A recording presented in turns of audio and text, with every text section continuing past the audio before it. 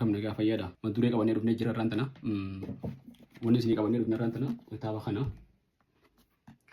dubbisa mata duree isaa agartanii seenaa Oromoo Harargee ja'a akkam isin agartanii seenaa Oromoo Harargee jee kitaabni kun suuraa agartee gootota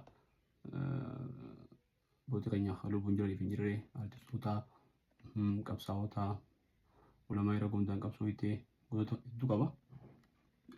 Ramtaa godhuu fi hajuruu fayyaadhaan rabbii umriin waa dheereessu. Kitaaba kana kan barreesse Girmaa Namarraatiin ja'a akkuma asirra agartanitti gatiin isaa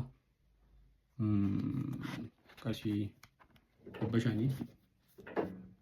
Kitaabni kun kitaaba guddaadha akkamitti kitaaba guddaadha.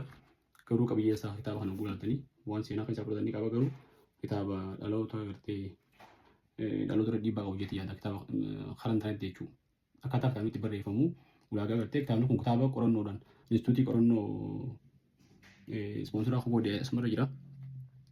Instituutii qorannoo fi qorannoo Oromoo ja'a. Instituutii qorannoo fi qorannoo Oromootti yaa yoo isin mul'ate instituutii qorannoo fi qorannoo isin mul'ata yoo mul'ate ja'a. Instituutii qorannoo Oromootti ja'a. Kitaabni kun barreessaan ammoo Girmaa Namarraatti ja'a. Warroonni gartee kitaaba kana gorsitoota seenaa jee namoonni haati namoota jajjabaadha. Gulaaltota illee akkasuma. Kitaabni kun kitaaba gartee akka nama akaadaamii tokko dandeettii waa qorachuu qabutti barreeffame garuu seera qorannoodhaa eegamuun waan jiru. Akkaataa ulaagaa gartee qorannoon tokko itti gaggeeffamtu eegamuun waan jiru gulaaluu fi aadaa seenaa uummata keessa jiru kana hanga baasanii qaba. Waa'ee hortee dhalootaa irratti waa'ee amma seenaa jaarraa abbaa gadaa jee Ramtaa godhuu fi tannis keessa kaa'ee waan biraati. Seenaa namoota hedduu feesbuukumarraa akka jirtutti kooppii godhee iskiriinshot goonee agarsiisuu dandeenya. Iskiriinshot goonee gartee asirratti barreessitee fi feesbuukarra jirtu jechuudha. Kitaabni guyyaa barreeffame. Kaa'ee jira.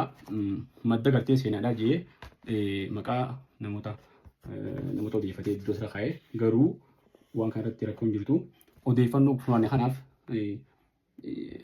addaan gartee odeeffannoo kanaaf abalu waan jeen qabu sammaddiitti sammaas maqaa odeeffattootaa jee koorniyaa kaa'ee umrii kaa'ee aanaa kaa'ee hojii isaanii kaa'ee hojiin isaanii guututti hayyuu seenaa fi aadaa ja'a.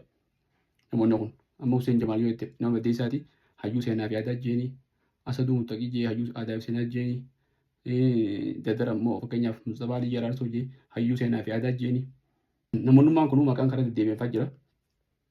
Toora namoota 46 kan asirratti tarraa'e 46 kana keessa immoo karaa deddeebi'ee jira maqaan. Hayyuu seenaa fi aadaa jee nama kana hundaan. Akkamitti namni kun guututti hayyuu aadaa fi seenaa ta'uu dandeenya. Hojii isaanii ja'a ammas hojii isaanii ja'a malee waan biraatii miti. Yoo bakka saniif hin garsiise hojii isaanii bakka jettu hojii isaanii teettu hojii isaanii hayyuu seenaa fi aadaa jetti. Maqaa namoota odeeffannoo kennanii ja'a. Akkana kitaaba kana keessa seenneeti tokko tokkoon waan isa keessa jiru tokko tokkoon mata duree tokko tokkoon adeemsa qorannoo eegamuun waan jirus laallee seera gartee seenaa itti qoratamtu eegamuun itti barreeffamtu eegamuun akka hin barreeffamte hayyuu hundi yaadannee ilaalla. Yookas hin taane dhaloota irratti gartee seenaa dabaafaa waan qabu mala waan adda irratti wal keessa waan goggodhee tokko qaba. Hortee ilmaan bareentumaa irrattis wal keessa waan goggodhee qaba. Wanni inni asirra kaa'ee hedduun jettee uummata akkaan dhageetti akkana kan waan jiru qaba. Ifatti gartee waan kaa'ee hedduu tan jiree jira. Ammoo tuun ta jirtu barreeffama gartee warraa bashaa seenuma warraa bashaa fuudhamtee ta'ee kamtee jira. Ammoo akka seenaa gartee walitti qabee kaa'utti waan guddaadha. Kitaabni kun garuu immoo dunqurri bahuu qaba. Wanni as keessa gartee dunqura ta'ee haftee